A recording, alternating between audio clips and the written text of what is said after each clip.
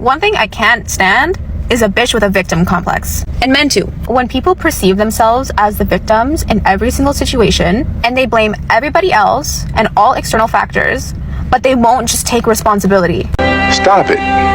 Get some help. When negative things happen in their lives, they just can't seem to understand why. They just think that everyone else is out to get them and that everybody else is the problem. But then you hear their situation and you hear their story and you're literally like, you're the problem. Like, why are you, like, what?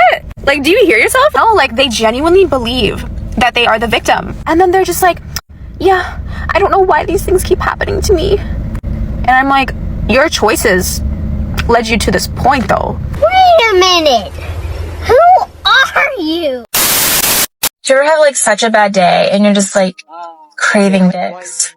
You're just like, I need dicks. I haven't had dicks this whole time. Give me the fucking dicks.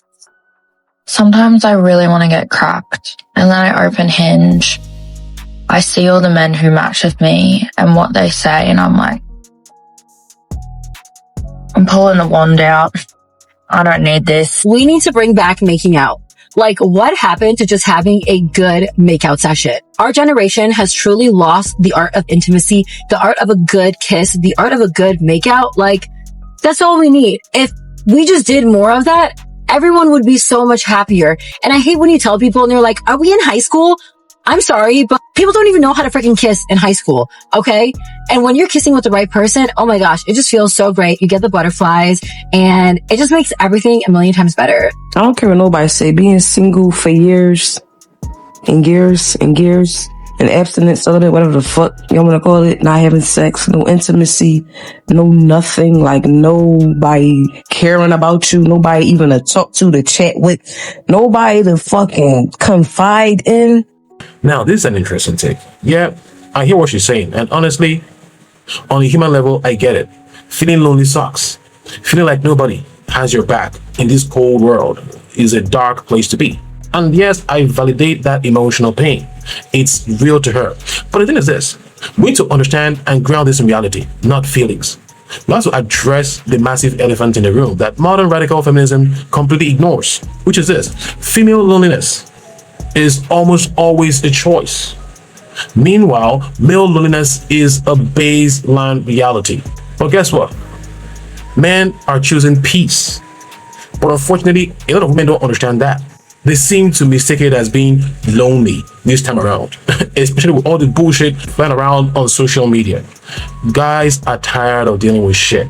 You see, when a woman says, nobody cares about me, nobody's checking in, what she's actually saying is this: the specific top tier man that I want are not checking in on me.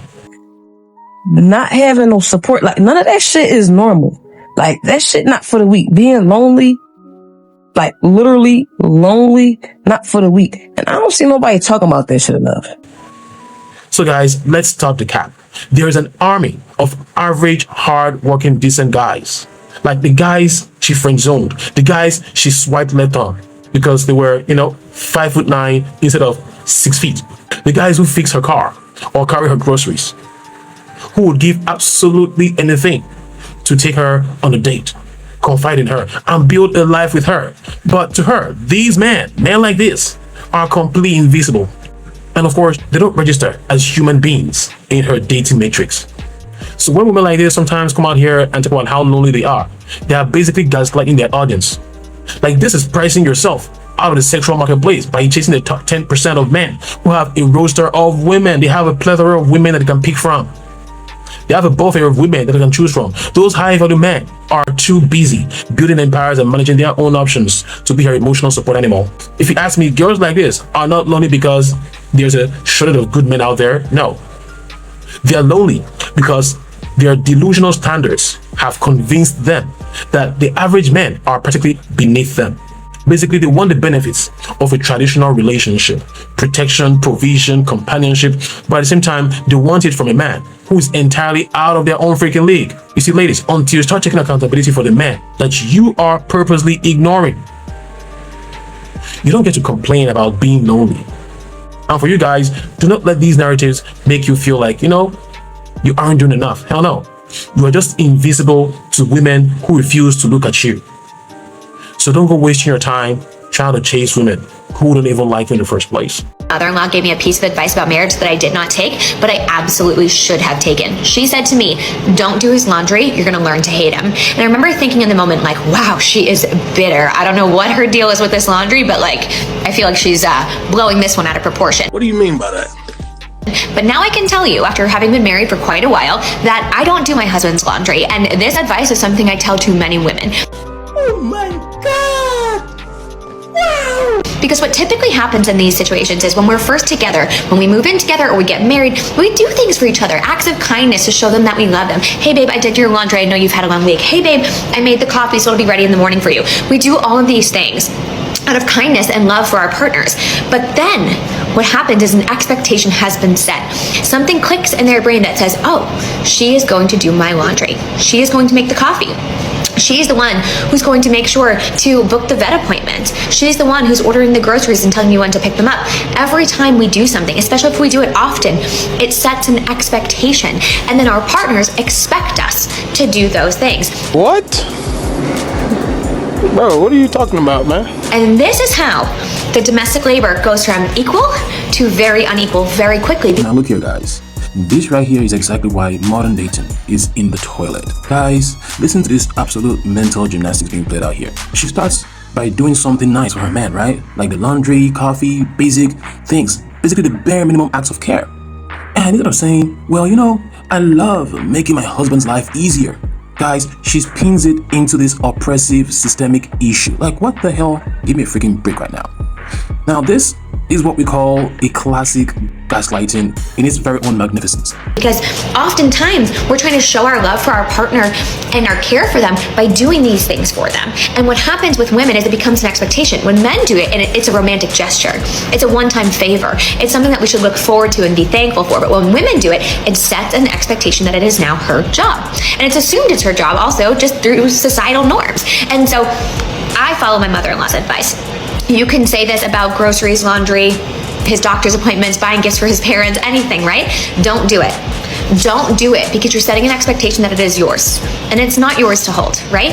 We need to be very careful not to set expectations that it is our job as women to do everything for everyone. And so I'm interested to know what's a piece of marriage advice that you got that you did not take, because this one would have done me a whole lot of good if I had actually listened to her. The truth is this, many of these modern women, they want the traditional benefits. They want you to pay the bills, protect them, and provide the lifestyle that they want. But the second that you expect a clean shirt, suddenly you're running a labor camp. Do you see the kind of craziness that guys are dealing with out here? And then she goes on to add that, you know what? It sets an expectation. Hell freaking yeah, guys. I mean, in a partnership, you should expect your woman, yes, expect your woman to bring value to your life, just like she expects you to bust your ass at work.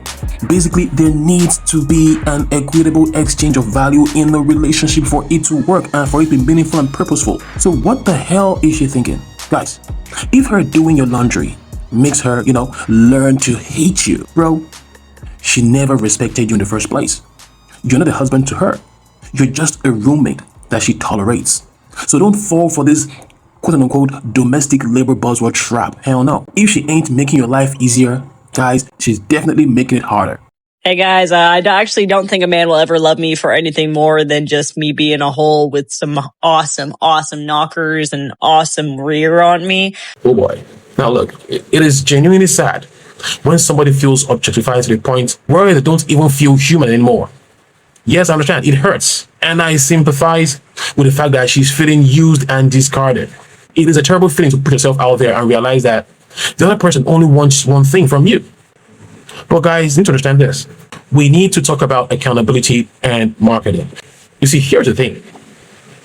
A lot of these radical feminists who literally try to counsel you for saying men are intensely visual animals and we react to what you as a lady presents.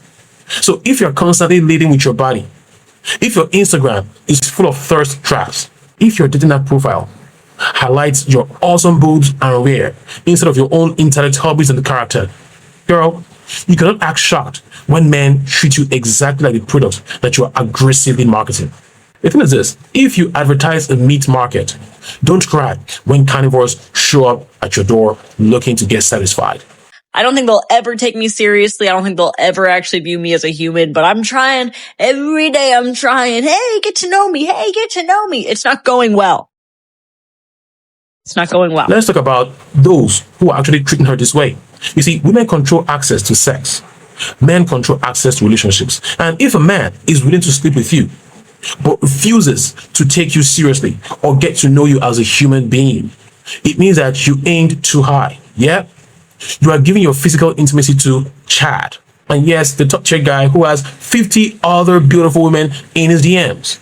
So the question now becomes this: why would he take the time to learn about your childhood trauma or your favorite color when he doesn't even have to? Because this guy or guys like this, they have options. Meanwhile, the so-called average guys that she ignored would happily sit down with her and listen to her talk for 3 hours just to hold her hand. But you know what? She doesn't want that guy. She wants the guy who treats her like a purely physical object. And then she blames all men for the behavior of what? 5% of men that she herself chooses to entertain. So girls, you need to understand this. Stop blaming the entire gender for your own poor selection skills. If you want a man to value your mind, stop giving your body to men who clearly don't.